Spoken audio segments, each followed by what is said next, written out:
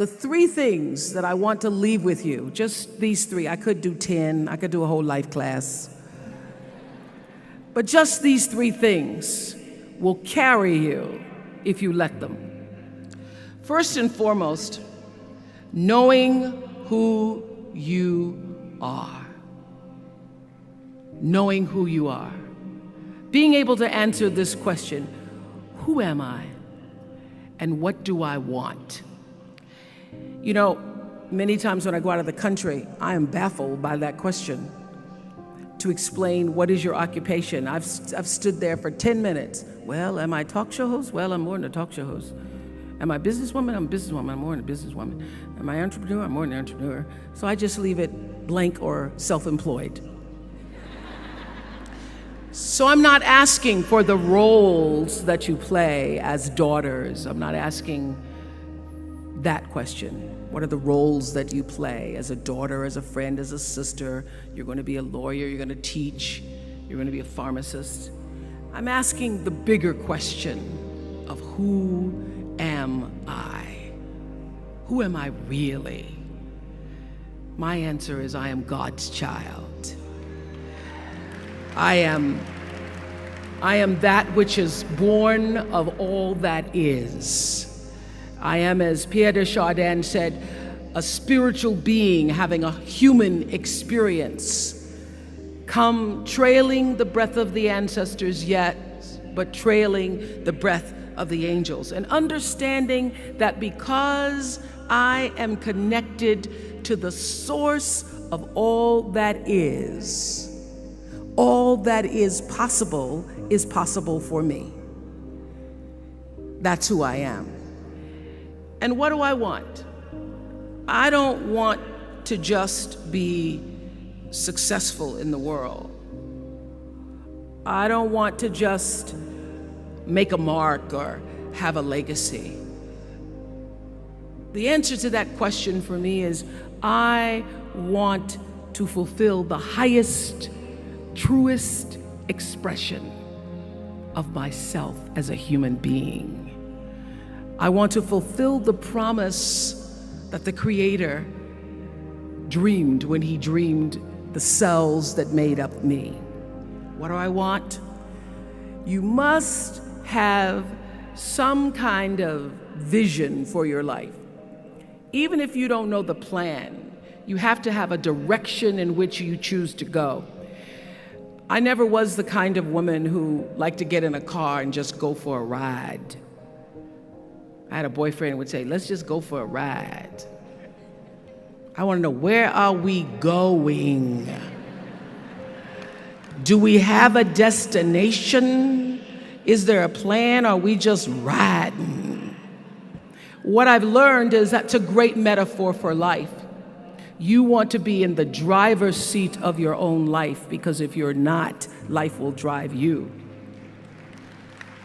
So, knowing who you really are in this space and time that we embody. That's number one. What do you want? Who are you? Number two, you must find a way to serve. Martin Luther King said that not everybody can be famous, but everybody can be great, because greatness is determined by service. Now, we live in a world where everybody wants to be famous, and where we admire people for just being famous. We think being known brings us value. The truth is, all of that will fade in time. In 3 years, you won't be able to name the housewives of Atlanta. The real truth is that service and significance, service and the significance that you bring to your service is that which is lasting. So to be able to, whatever your occupation or job or talent or gift is, our honorees today getting doctorate degrees, to apparently opposite fields, HIV and AIDS and the spoken word. But what they have in common is service. Using the spoken word in service to community and the world. Using your knowledge and information about HIV and AIDS and medicine in service to the world. And if you look at all the most successful people in the world, whether they know it or not, they have that paradigm of service. Everybody's talking about Mark Zuckerberg and IPO. Service. Jay-Z rapping. Service. Through the word, to people, through song. For many years, I was really just happy to be on TV, and people would stop and say, "Oh, you on TV?" "Yeah, I'm on TV. I like being on TV. It's a nice job." And it was about the time that I received my honorary doctorate from Spelman around 1993. So I don't know if that had something to do with it. I thought of myself as Dr. Winfrey. That I went back and I took a long look at what it was I was doing on TV and made a decision that I was no longer going to just be on TV, but I was going to use TV as a platform, as a force for good, and not be used by TV. And I will tell you, my decision to make that significant change in the way I operated on television, using television as a service, changed my career exponentially. Service through medicine, service through art. Using whatever it is you produce, your product, as a way of giving back to the world. When you shift the paradigm of whatever it is you choose to do to service, and you bring significance to that, success will, I promise you, follow you. Service and significance equals success. That's number 2. Number 3, it's so simple, but so hard to do. Always do the right thing. Always.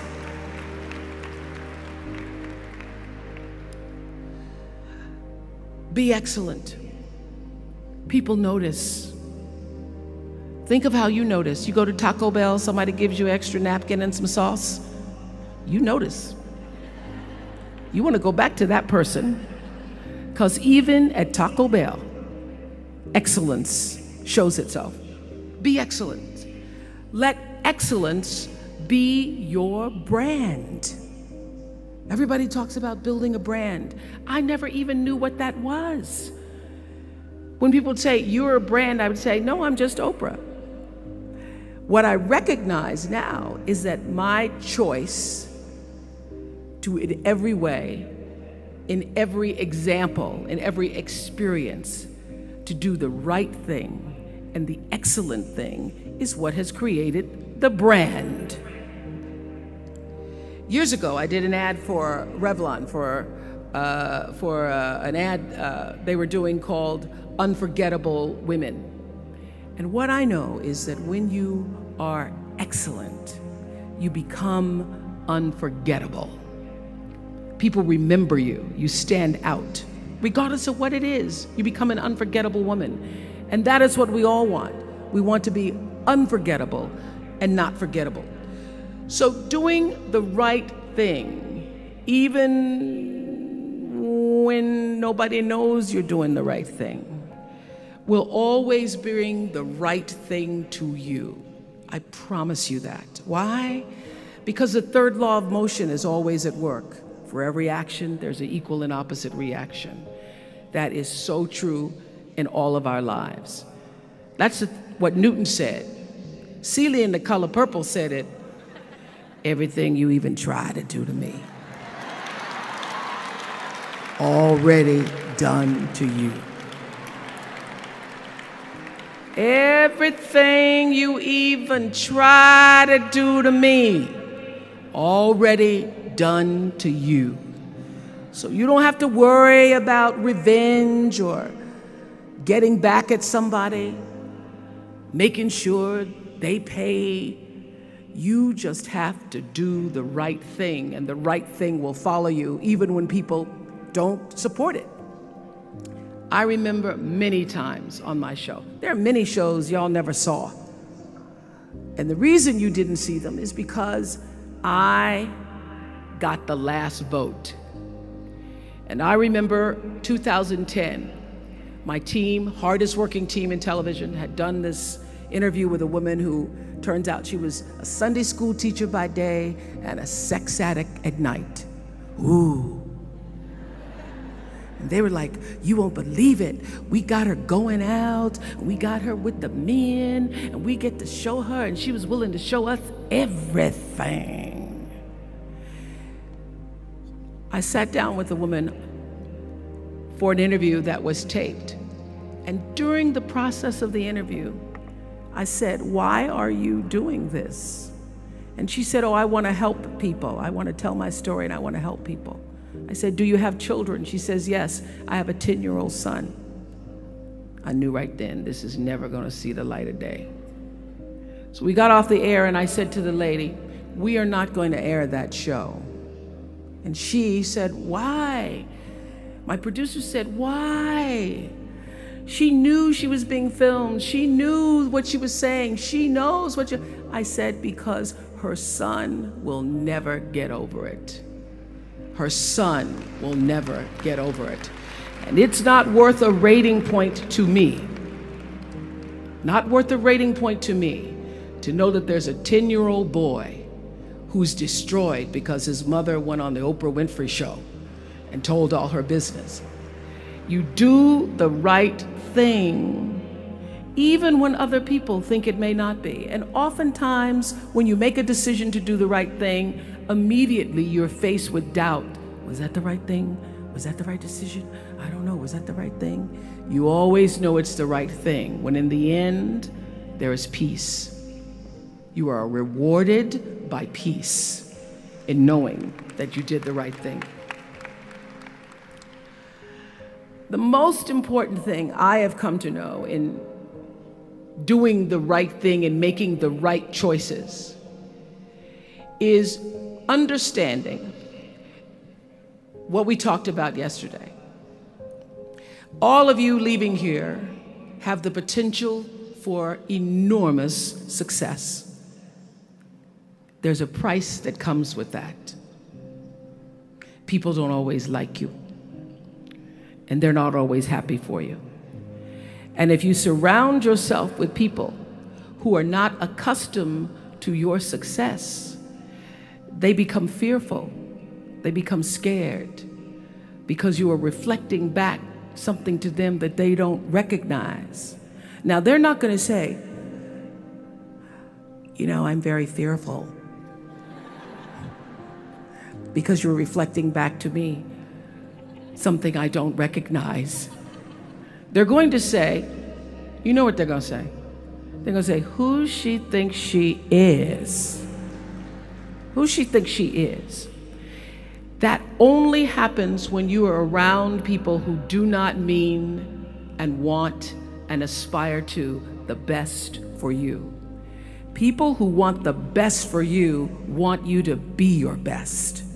So my greatest advice to you is to surround yourself with people who are going to fill your cup until your cup runneth over. So when people say you're so full of yourself, you can say, yeah.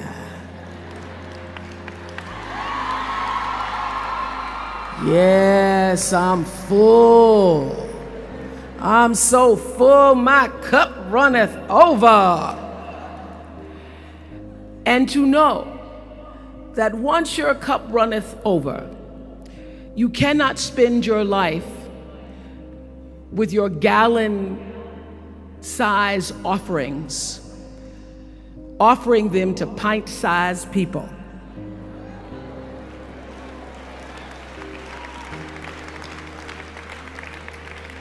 You have got to surround yourself with gallon-sized people who can hang in the same company with you, so that you're not offering your gallons to those little pints out there who can't hold it anyway.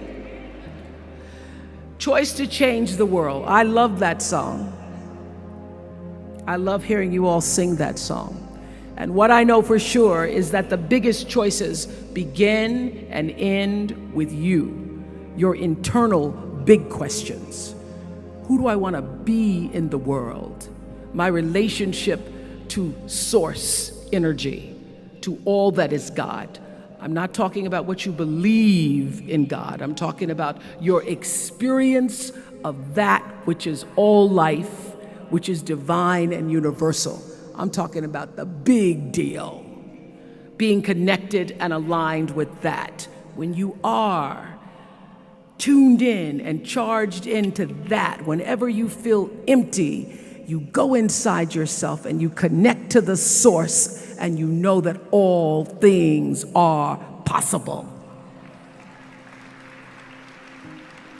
To know that, and to choose to do the right thing in service and significance, I promise you, you will create a vessel of service for yourself first, because you have to honor yourself first. You have to give to yourself first, otherwise you have nothing to give away. You will create a vessel for yourself, for your family, your community, and the world. And those three things will not only lead you to a blessed life. I stand as a witness. My life is so blessed, I can't even take it in sometimes. It will lead you not just to a gifted life and a rewarding life that fills you up, but a sweet life. That's what you want.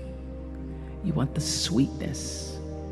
You want it to be so sweet, so that even when the storms come, and they will, you'll know, this too shall pass. This too shall pass. The storm is passing over, and you shall not be moved, because you know who you are.